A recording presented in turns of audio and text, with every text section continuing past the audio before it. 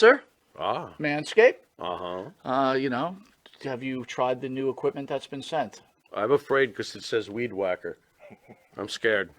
Maven, Manscaped. What are you thinking about Love Manscaped, dude? Love it. What do you use it for? Necessity. What don't I use it for? Put it this way.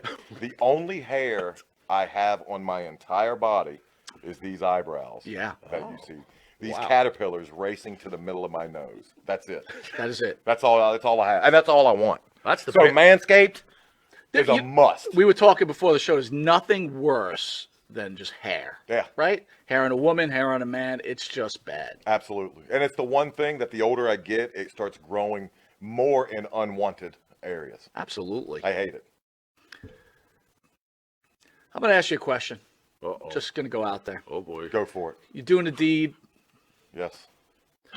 Again, I don't want you to have to admit this because we, as men, we try not to admit this. But if you're going to go do the deed on a woman, would you rather have her be hairless or a little hair, racing stripe, or Racing stripe. full retro bush?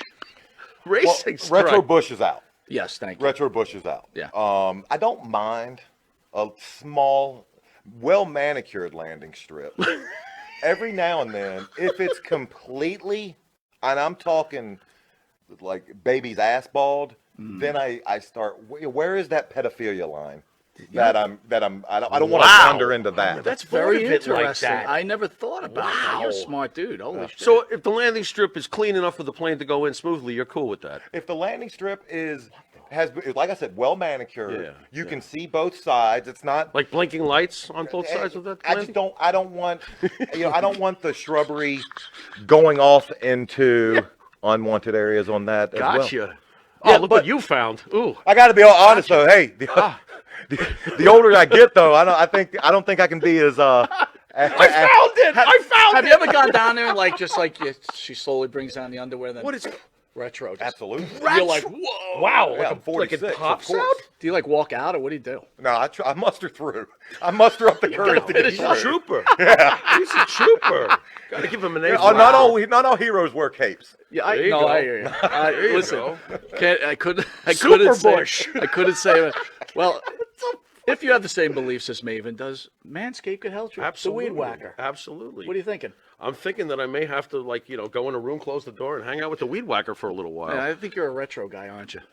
I like 70s adult films, if that's what you're getting at. Yeah, there you go. Yeah, But only with that, Ron we're going to take a Jeremy, quick Batman. commercial break and we'll be Anyway. back with this wrestling icon, Maven. We will see you in a drop kick second. Drop kick. Yeah. But again, we're just fans. We know nothing. What was your feeling when you met John Cena? And is it true to the rumors that John would try to hold back people such as yourself because of your look and the possibility of you taking his spot? I would have never thought that at the time. Because at that time, I just looked like, dude, you're the world champion. You're John Cena. And even when people would say that about Hunter, and I always thought the same thing. I was just like, man, you're Hunter. But you look back at certain instances, and you could make a case for that. But still in my mind, it still refers back to man, but you know what I mean? What do you have to worry about? Because you've done so. It's hard to look at some of the guys who've had that much success and think that they should worry about anybody. But at the same time, you're almost being foolish to think that there's not some of that. And if you read between the lines, and now I can look back. It's funny because you get older and you do get smarter, man. Can you elaborate on an instance where, you're looking back, you go, wait a minute, yeah, this guy did do this crap to me? Well, I don't want to create clickbait or anything. I know you want me to. No. Specific. That's not the game we played. I'm just wondering, But I just, I can know with Cena, for instance. But Cena also had reasons not to like me because I can understand. We were very different. We were oil and water. I mean, he's a Massachusetts guy. I'm a California guy, and also, there were things about my work ethic. I'm sure that he questioned, and probably rightfully so at that point. You know what I mean? Because I've. There are certain points where, I've grown a lot and I can look back at myself sometimes and be like, oh, you know what I mean? There was a lot more you could have been given at certain times that you didn't, unfortunately. You know what I mean? So, but at the same time, we just didn't mesh. But I just had a difficult time because I worked with HBK, who was my all-time favorite wrestler, and like we worked so great together. And then I would work with Cena around the same time, and it would almost flip-flop. You know, I'd be in tag matches or singles, and it was just such a task with Cena, though. And Cena would try to call me out for it. And I even remember Shawn coming to my defense one time and being like, well, I had no problem with him, which I was like, thank you. But I think also a thing with Cena is I think he's very, very, even if you watch the show, he's very OCD. And like I think he even got, and he would get like that in wrestling matches, especially if he wasn't working with someone that was better than him, like a Shawn or a Triple H or something like that. So when he was working with me, it's kind of like, you know, yeah, I could have a great match with Shawn, because Shawn was one of the greatest wrestlers of all time, and he could work with anybody. But like with Cena, like, yeah, he had a little more experience than me, but not much. And yeah, he was over as hell, but his overness wasn't a reflection of where he was at in the artistry of professional wrestling yet. Sure. So Yeah, like, yeah. you know, I don't want to say it was the blind leading the blind, but it was just like, you know, there was no Shawn Michaels in there to kind of, you know, help things out when need be. And then with John Cena being that OCD, Right. you know. But what's so amazing, right? It's great that you say this, but it's like Shawn Michaels, who had this huge reputation of being probably one of the biggest pricks in the industry and would hold people down. You saw a different side of Shawn Michaels. You saw the change Shawn Michaels then. Oh yeah, and thank God, because it would be so disappointing, you know, because, you know, you always hear the saying about you don't want to meet your idols and stuff. You know, I don't know what it would have been like to meet the first Shawn, and I can't even wrap my head around that, because that was the one, you know, I grew up idolizing that. Right. Right. Right. But I am happy that I was able to, the work experience I had with him was like so pleasant, man. Like it was just, but I kind of threw it out there right from the get-go. Like I let him know pretty early on that he was my guy, and you know, I think I resided some of his promos on him and stuff like that. And it was more just because I just wanted him to know, hey, if I say anything stupid, that might be, you know, because when you're young at that age, there were a lot of little things. There's like etiquette, and there's a lot of little things that can get you heat, especially when you look the way I did, and you're getting a push.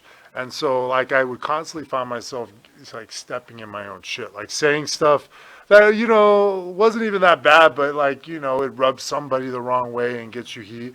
So I was just like, I just wanted to make sure with him, like, hey, you know, I didn't say literally this, but it was me kind of establishing, like, I have the utmost respect for you. So if I do or say anything stupid, just know it's not, you know, you are my guy. You know, please just, you know what I mean? Just know that going into this. But like, we never had any issues, man. It was like so much fun. Like, I can't even tell you the different little challenges that I ended up having to go through working him, because we worked all over the world, and there were always like various, like I remember there was one match where they kind of challenged me, him and Nate, to not bump him, not even one time in the whole match. Oh, and this was funny. I remember walking into the locker room one time, and Shawn and Nate are dressing, and I walk into the locker room. I'm like, so we got a bump in HBK or non-bump in HBK tonight? And Ric Flair just couldn't believe it. Like he was like, he was like dying laughing, but like it was just more like how, like, because I'd worked with both of them, but I don't think he hadn't heard some of the one-on-one conversations I had with Shawn. So it was one of those things like, you know, this freaking kid is talking to you like that. What the heck? You know, he couldn't, and he made such a big deal about it. But little things like that. And then I remember one time Shawn's brace we were in Ireland, and his brace broke, his knee brace. So we had to work a match in Dublin, Ireland, where we didn't run him at all. And like the only time we ran him is that one little sequence for the flipper, you know, the reverse. And then, you know, another thing was just, you know, it got to the point pretty early on where Shawn just let me kind of be the quarterback of the match and call the whole match, which was crazy. I mean, you know, like I couldn't even really, it was hard to call the match without phrasing it every kind of thing I'd call it in the form of a question because of who he was. Right. But like, man, you know, so I mean, you couldn't ask, if you were to work with your childhood hero, you couldn't ask for a better work experience.